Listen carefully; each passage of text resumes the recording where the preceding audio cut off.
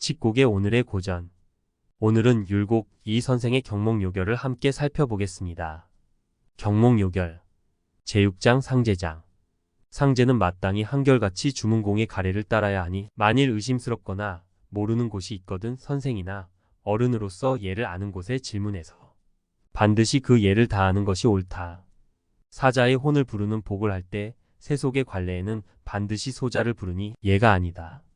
어린 사람이 죽었을 경우에는 그래도 이름을 부를 수 있지만 어른일 경우에는 이름을 불러서는 안 되고 살았을 적에 일컫던 바를 따르는 것이 옳다. 어머니 상을 당했을 때에 아버지가 살아계시면 아버지가 상주가 되니 모든 축사를 모두 마땅히 남편이 아내에게 고하는 예를 써야 한다. 부모가 막 돌아가셨을 때에는 아내와 첩, 며느리와 딸은 모두 머리를 풀고 남자들은 머리를 풀고 옷깃을 걷어 올리고 맨발을 한다. 만일 아들로서 남의 양자가 된 자와 딸로서 이미 출가한 자일 경우에는 모두 머리를 풀거나 맨발을 하지 않는다. 시신이 침상 위에 있고 아직 빈소를 차리지 않았을 때 남녀가 시신 곁에 자리하게 되면 그 위치는 남쪽을 상석으로 삼으니 이는 시신의 머리가 있는 곳을 상석으로 삼기 때문이고 이미 빈소를 차린 뒤에는 여자들은 앞서 대로 당의 위에 자리하되 남쪽을 상석으로 삼고 남자들은 뜰 아래에 자리하되 그 위치는 마땅히 북쪽을 상석으로 삼아야 하니 빈소가 있는 곳을 상석으로 삼기 때문이고 발인할 때에는 남녀의 위치가 다시 남쪽을 상석으로 삼으니 영구가 놓여 있는 곳을 상석으로 삼기 때문이다. 이처럼 때에 따라 위치를 바꾸되 각각 그의 적절한 예의 뜻이 있는 것이다. 지금 사람들이 대부분 예를 알지 못하여 매양 조문객이 위로할 때에 전혀 기동하지 않고 다만 엎드려 있을 뿐이니 이것은 예가 아니다. 조문객이 영자에 절하고 나오거든 상주는 마땅히 상차로부터 나와서 조객을 향하여 2번 절하고 곡함이 옳다. 상복과 수질이나 요질은 질병에 걸리거나 일하는 경우가 아니면 벗어서는 안 된다. 가래의 부모의 상에는 상복을 갖추어 입는 날에 비로소 죽을 먹고 졸곡하는 날에 비로소 거친 밥과 물만 마시고 채소와 과일은 먹지 않으며 소상이 지난 뒤에야 비로소 채소와 과일을 먹는다. 예법이 이와 같으니 질병에 걸리지 않으면 당연히 예법을 따라야 한다.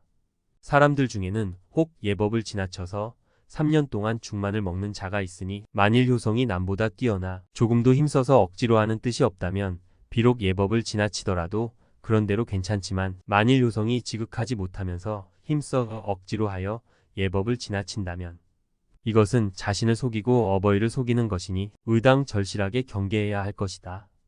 요즘 예법을 아는 집안들이 대부분 장사 지낸 뒤에 반혼하니 이것은 진실로 바른 예이다. 다만 요즘 사람들은 남의 흉내를 내어 마침내 염려하는 풍속을 버리고 반혼한 뒤에 각각 자기 집으로 돌아가 처자식들과 함께 생활하여 예방이 크게 무너졌으니 몹시 한심스러워할 만하다. 무릇 어버이를 잃은 자는 일일이 예를 따랐는가를 스스로 헤아려.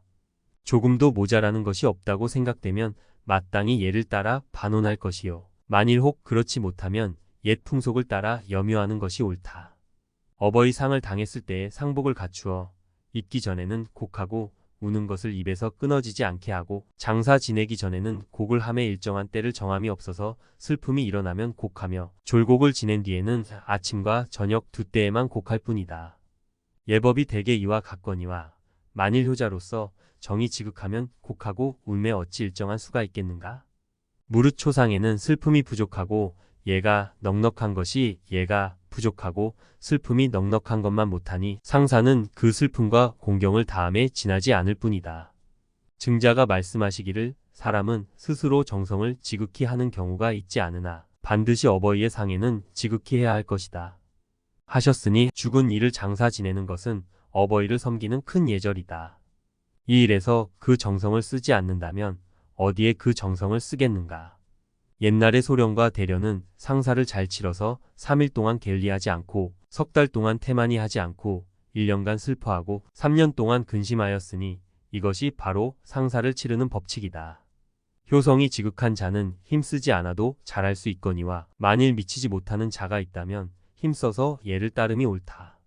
사람이 상사를 치를 때에 효성이 지극하지 못하여 예법을 따르지 못하는 자는 진실로 말할 것이 없거니와 간혹 자질은 아름다우나 배우지 못한 자가 있어 한갓 예를 행하는 것이 효도가 되는 줄만 알고 자신의 생명을 손상하는 것이 올바른 도리를 잇는 것임을 알지 못하여 슬퍼하고 훼손하기를 지나치게 해서 파리한 병이 이미 나타났는데도 차마 권도를 따르지 못하여 생명을 잇는 데 이르는 자가 간혹 있으니 심히 애석하다. 그러므로 몸을 훼손하고 수척하게 하여 생명을 손상하는 것을 군자는 불효라 이르는 것이다. 무릇 복을 입어야 할 친척의 상을 당했을 때에 만일 다른 곳에서 부음을 들었으면 신의를 설치하고 곡을 한다. 만일 초상에 달려가야 할 경우이면 집에 이르러 상복을 갖추어 입고 만일 초상에 달려가지 못할 경우이면 4일 만에 상복을 갖추어 입는다. 만일 자체복을 입어야 할 초상이면 상복을 갖추어 입기 전 3일 동안 아침 저녁으로 신의를 설치하고 모여곡한다.